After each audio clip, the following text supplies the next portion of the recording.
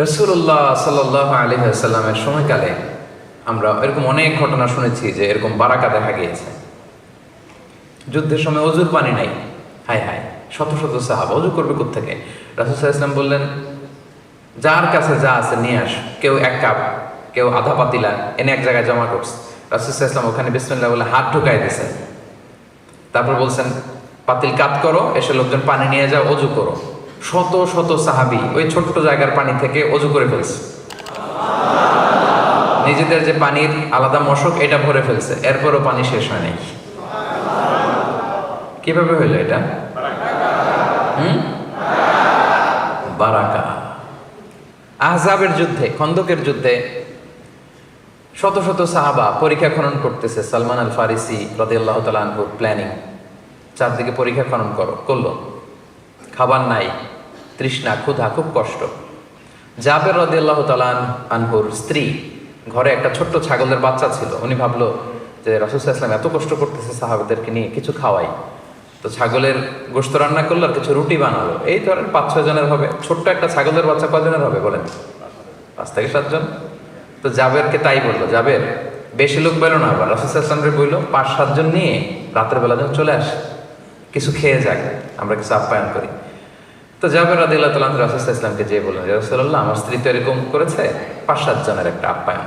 রাসূল সাল্লাল্লাহু আলাইহি ওয়াসাল্লাম বলতেছে, সানা আলাকুম জাবিরুন তুআমা, এই বিশাল জামা, চলো জাবের তোমাদের জন্য খানা পাকাইছি।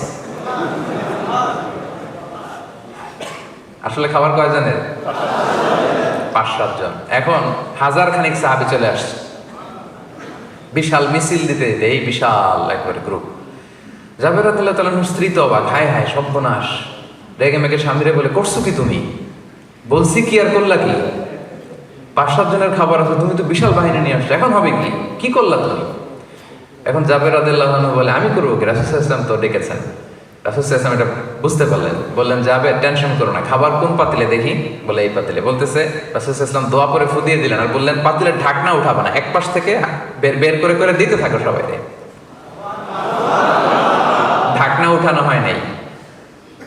বিসমিল্লাহ বলে এক পাশ থেকে একটু রুটি একটু গোশত সবাইকে দিতে দিতে দিতে দিতে শত শত সাহাবা সবাই পেট ভরে খাওয়ার পরেও জাবের রাদিয়াল্লাহু তাআলা আনহু পাতিল উঠায় রেখে ভিতরে আগের মতোই রুটি আর গোশত রয়ে গিয়েছে। কিভাবে হইল? কথা বলে না। বারাকা। আবু হুরায়রা রাদিয়াল্লাহু তাআলা আনহু 7ম হিজরিতে মুসলিম হয়েছেন, সবচেয়ে বেশি হাদিস বর্ণনাকারী সাহাবী। মসজিদে নববীতে একটা বারান্দা ছিল, এই বারান্দায় তিনি অন্যান্য সাহাবীদের সাথে থাকতেন, জ্ঞান অর্জন করতেন, কোরআন সুন্নাহ শিখতেন। তো ওখানে মাঝে মাঝে সম্পদশালী সাহাবারা গিফট পাঠাতো। কি পাঠাতো? ফুড অ্যাজ এ গিফট পাঠাতো। একদিন আবু হুরায়রা রাদিয়াল্লাহু তাআলা আনহু খুবই ক্ষুধার্ত। ইন দ্য মিন টাইম এক সাহাবী এক পেয়ালা দুধ নিয়ে আসলেন, এনে বললেন, আবু হুরায়রা, এটা আহলে সুফফাদের জন্য দিলাম, নাও।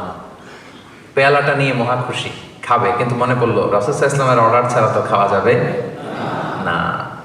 এই পেয়ালাটা নিয়ে রাসূল সাল্লাল্লাহু আলাইহি ওয়াসাল্লামের কাছে গেলেন যে, রাসূলুল্লাহ, এক পেয়ালা দুধ এসেছে, তো এটা কে খাবে, কিভাবে কি হবে? রাসূল সাল্লাল্লাহু আলাইহি ওয়াসাল্লাম বললেন, যাও আসহাবে সুফফা সবাই ডেকে নিয়ে আসো।